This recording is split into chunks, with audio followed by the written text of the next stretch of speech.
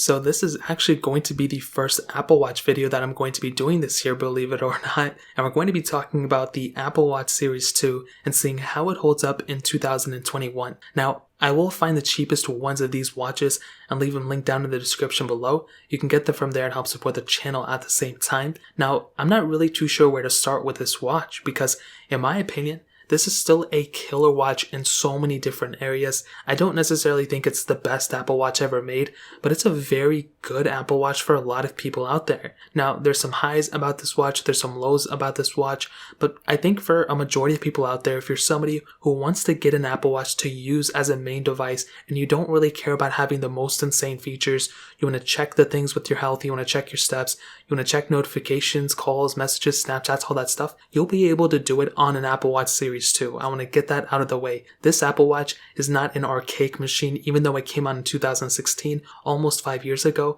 It doesn't really perform or feel like a 5-year-old watch, in my opinion. Now, on my main day-to-day watch that I use on a daily basis, it's actually an Apple Watch Series 4, and before that I used the Apple Watch Series 2 as my main Apple Watch, and I enjoyed it. You know, going from a Series 2 to a Series 4, there was a pretty big difference, but I didn't feel that difference if I didn't go to the Series 4, you know what I mean? If I wasn't comparing them side by side, I don't think I would notice that big of a difference, and for how much the Apple Watch Series 2s are right now, it's really not that big of a, deal for some things because it's justifiable in the price tag. Now, again, there are two different models of this device, the 38mm and then the 42mm, watches. I will tell you, I do like having the bigger watch sizes. I've had, smaller watch variants before. The Series 3 I had was a smaller one. I think the original Apple Watch, I had one that was 38mm as well. But I think this one, the 42 one, is probably the one I would recommend, majority of people to use. But I think, the other one is perfectly fine too. You have that OLED panel on the front, and I love it. I think these, screens are very good. And for the,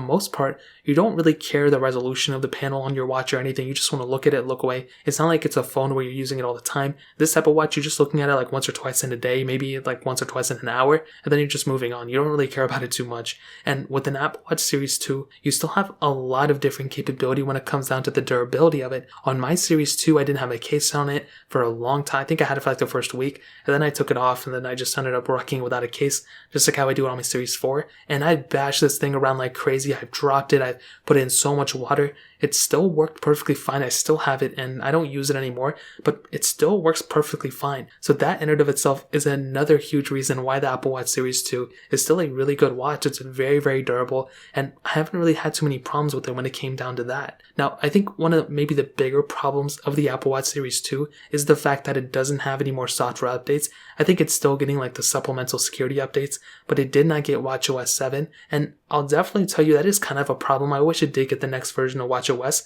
but the very interesting thing about this watch is in my experience, watchOS updates aren't really like the craziest things ever. Like, yeah, there's some cool features added here and there, but it's really not that big of a deal. Whether you're stuck on watchOS 1 or you're on watchOS 7, you're pretty much still going to be doing the same basic tasks on your watch unless you're like a power user on your Apple Watch. For example, I had the Apple Watch Series 0, which was like the first Apple Watch that ever came out, and that thing, I don't know what version it stopped at. I think maybe watchOS 4 or something, and I was using that watch until like 2018 or something like that, or maybe even 2019. I was using that same watch for many, many years, and it was extremely slow, but I just checked it for some very basic things, and that's all I really had to do with it. So I think, just being a year or 2 or 3 behind in watchOS updates isn't really that big of a deal. So if you don't want to pick up the Apple Watch Series 2 because of the software, then so be it. But for me personally, I would not really look at, the watchOS update or thinking this thing is outdated just because of the software inside of it. I think this thing with watchOS 6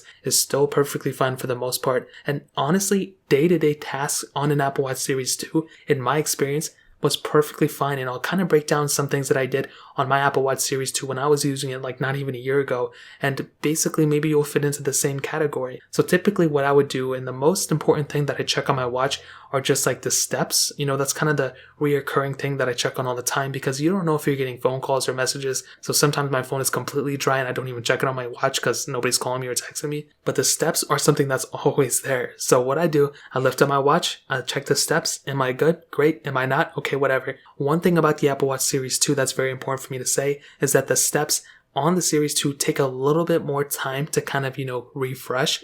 So on my Series 4, which this one's not even that fast, but it is faster than my Series 2, I would have to like open up the Steps app thing, that the rings, and it would take like probably like, let's say 10 or maybe like 7 seconds for it to refresh. On my Apple Watch Series 4, it does only take like 3.5 seconds or something like that. So it takes like half the time. So that was one area where I started to see the performance kind of being a little bit slower. Another thing, sometimes if, I had a notification or something and I wanted to respond back, there were times where, the notification would just go away completely. If I wanted to text somebody back, it would just go away completely, which is very annoying. But on top of that, whenever I wanted to write somebody back on my Apple Watch and I wanted to go and actually, write out a message on the little gesture thing, sometimes that would be so faulty and it just would crash. It wouldn't work half the time. And things like that did bother me a lot. But that didn't really happen that often. Like that happened maybe like once a week, maybe like twice a month. Like it didn't happen that often. It was a very, very like once in between, because most of the time you have your phone next to you that you're going to go ahead and text people from anyway. So that really wasn't that big of a deal to me either,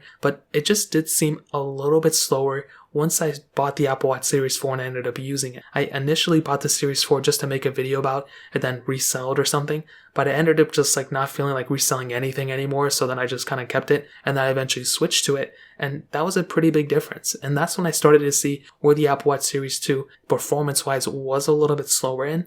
But I will tell you, the S2 chipset that's inside of the Apple Watch Series 2 is really not that bad. Like it's actually a pretty decent chipset. It's kind of like the Apple A10 chip in a way, like it's a kind of an old chipset, but it's not really that bad. And the Apple Watch Series 2 and the Apple Watch and the iPhone 7 with the A10 chip actually came out the same year. And I don't think it's really that much of a coincidence, to be honest. So that's another pretty big deal about the Apple Watch Series 2. It's not a slow device, but it can give you some glitchiness here and there, but I think it's totally okay. Because this is a 5-year-old Apple Watch, it's kind of expected as of this point. Now, to kind of move away from that and go into the battery life segment, I don't even think the battery life on this device was that bad either. Now, I was getting probably like a day and a half battery life, which typically I would have expected more. Apple does kind of market, I guess, this thing being like 18 hours battery life. So I was getting about like a day and a half. If I ended the day, it would probably be around like 20%. So I'd probably get like not even a day out for the next day. And it would just go into that little like, power saving mode. And it wouldn't even show me any notifications or anything, just that, random like green time on my watch. And it was very annoying. But with my Apple Watch Series 4, I haven't experienced that yet, which is really good. So you're definitely going to be getting better battery life on the other Apple Watches, the newer ones.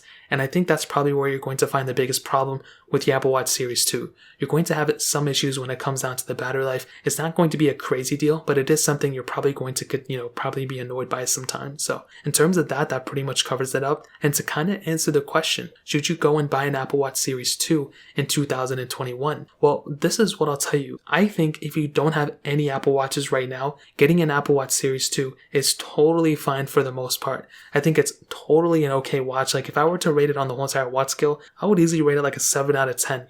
There are some areas which are really annoying, but I think the biggest issue that I had initially was the software. The fact that it wasn't getting any more software updates, that was something that did rub me the wrong way. I'm not too sure if you feel the same way, maybe not, but I totally felt like, because this thing wasn't getting any more software updates, that was something that really annoyed me. But what I will tell you though, is that it's really not that big of a deal. As I stated before, watchOS updates kind of are a little bit different than iOS and Android, and they do get some features here and there, but it's kind of like 2 main features, and then like 1 or 2 or 3 or 10 like other minor features, but it's like features you're not really going to use. Where in iOS, it's like cool features all around and security and all that stuff. But with your watch, it's just something you're checking notifications on, checking stuff on, and moving on. And I feel like with the Apple Watch Series 2, this is a perfect example of a watch that could be a watch just to get you into the Apple Watch life cycle. If you're somebody who doesn't use Apple Watches at all, if you're somebody who doesn't even know anything about Apple Watches, but you want to somehow get into it, this is a perfect watch to get into it, in my opinion. That's a very, very easy thing to do because it doesn't cost a lot of money. It works on pretty much all Apple Watches out there, or any iPhones or Androids.